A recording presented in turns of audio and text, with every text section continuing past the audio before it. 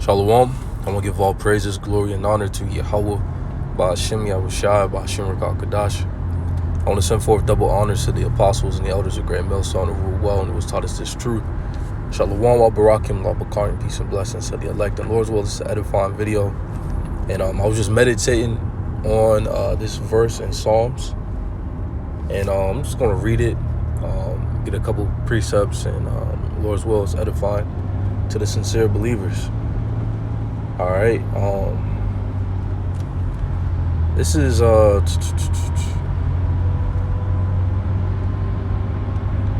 Psalms 55,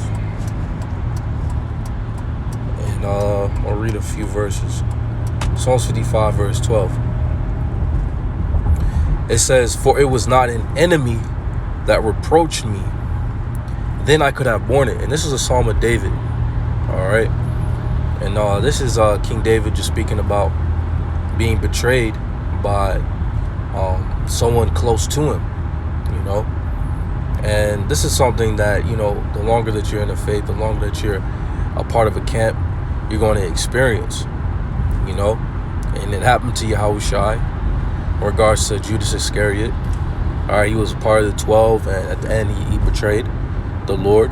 All right, there's men amongst us that we're laboring amongst and, you know, doing the work with, breaking bread, cracking jokes with for years, months, for a season, you know, that's going to end up turning their back upon us, right?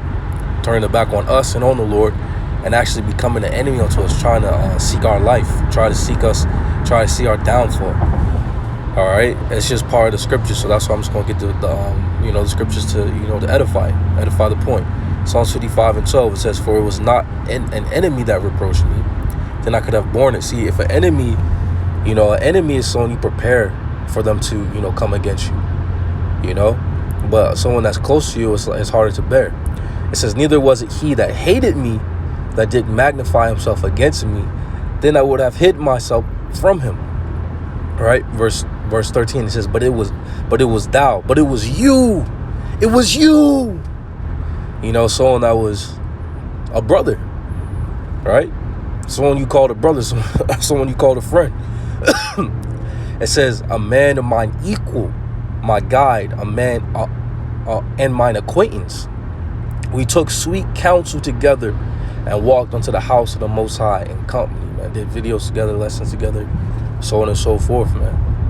It says, "Let death seize upon them, and let them go down quick into hell, for wickedness is in their dwellings and among them." And the Lord ultimately is going to destroy all of our enemies. The Lord said, what? "Those my enemies that will not have me reign over them, bring hither and slay them before me." All right, so those that ultimately fall out the faith, okay, and go back into the world, they're going to be utterly destroyed, man. All right, let's get this real quick in Luke. This is Luke chapter 9 and verse 62. It reads, "And Yahushua said unto him, No man having put his hand to the plow and looking back is fit for the kingdom of the Most High." All right, so if you start this work, okay, and you stop working, okay, you're not fit for the kingdom. You're not going to enter in at the kingdom when the Lord returns. I want to get this real quick in Sirach as well, because it talks about what a faithful friend. All right, get a couple scriptures on that. It's Ecclesiasticus and Sirach 6 and 7. It says, "If thou wouldest get a friend, prove him first, and be not hasty to credit him." Another word for friend is a brother. And you're supposed to prove them. All right, and ultimately, we as friends of Yahweh Ba'ashem Yahushai, friends of the Lord is proving us. That's why when we come to serve him, we have to prepare ourselves for temptation. All right, because it's easy to obey the Lord when things are going good, but what are you going to do when things go poorly? And that's what Job said, man. Shall we receive good and not receive evil? All right, there's a little side note. Verse 8, it says, "For some man is a friend for his own occasion and will not abide in the day of thy trouble." Right? So, look, some friends are ultimately, they're just using you. All right, and they're not going to be there for you, you know, when you're suffering. Right? It says, "And there is a friend who being turned to enmity and strife will discover thy reproach." It says again, "Some friend is a companion at the table and will not continue in the day of thy affliction." So here it is, when you're up, you're eating, you're doing well, he's going to be there. All right, but when you're suffering and things aren't going well, he's nowhere to be found.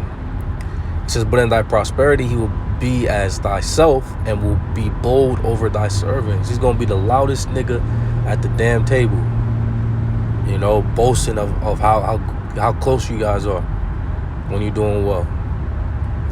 All right. It says, if thou be brought low, he will be against thee and will hide himself from thy face. He will be nowhere to be found again. It says, separate thyself from thine enemies and take heed of thy friends. A faithful friend is a strong defense, and he that hath found such an one hath found a treasure. A faithful friend is a treasure. All right. Very valuable. All right. And the only way to know a friend is in adversity.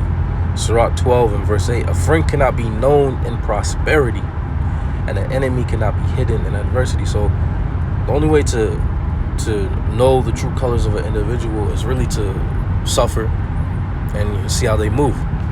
All right. Now let's go ahead and get this in Matthew. All right, just to go along the lines with Psalms 55. This is Matthew chapter 24.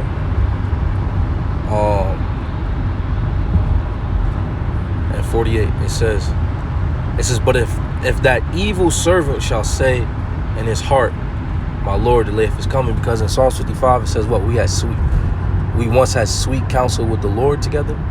All right, someone that falls out was once a servant of the Lord. All right, and a lot of times Jake will fall out because he had that wicked, evil mentality. Oh, the Lord's not coming back. Well, the scriptures say what? Though he tarry, wait for him, because he will surely come. He will not tarry. The Lord is moving quickly. He's making moves quickly. And the Lord told us what? To be not ignorant of this one thing. 1,000 years to us is a day to the Lord, man. So you have to have proper perspective and understanding of the time in which the Lord dwells in. All right, on the Lord's time, he's moving quickly, man. And even in our time, he's moving fast.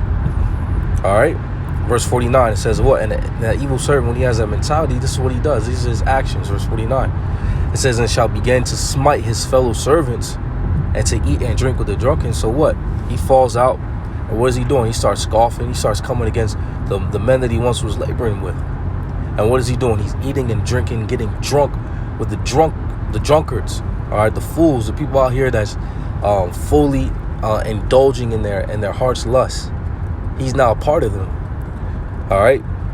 The Lord, verse 50, it says, the Lord of that servant shall come in a day when he looketh not for him, and in the hour that he is not aware of, and shall cut him asunder, and appoint him his portion with the hypocrites that shall be weeping and gnashing of teeth. At the end of the day, he's a hypocrite. Hypocrite is an actor, because when he was amongst us, he was acting, and the Lord's going to give him his portion, or his just reward, which is the lake of fire, where there'll be weeping and gnashing of teeth. That's going to be the ultimate judgment of our enemies that were once with us, but betrayed us and ultimately betrayed the Lord and fell out. All right, a couple more. 1 John chapter 2 and verse 19, it says, they went out from us, but they were not of us. It says, for if they had been of us, they would no doubt have continued with us, but they went out that they might be manifest that they were not all of us. So ultimately, those that fell out, okay, turned their back on the Lord, they just weren't predestined from the foundation of the earth. They're just not part of the elect. And as soldiers, we got to continue to move on. One aspect as a soldier is what?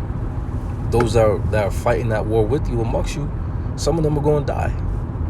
And what are you going to do? You're going to sit there and cry and be weak, or you're going to continue to focus on the battle so that you can win? And that's what we're doing as soldiers of Yahweh Shem Yahushua. We're continuing to move on and fight this good fight of faith. Okay? But I believe the point was made. I want to give all praises, glory, and honor to Yahweh Shem Yahushua, Bashim Kakadash, double honors to the apostles and the elders of great Millstone of Ruel. Shalom, wa barakim, la bakari, peace and blessings to the elect. Shalom.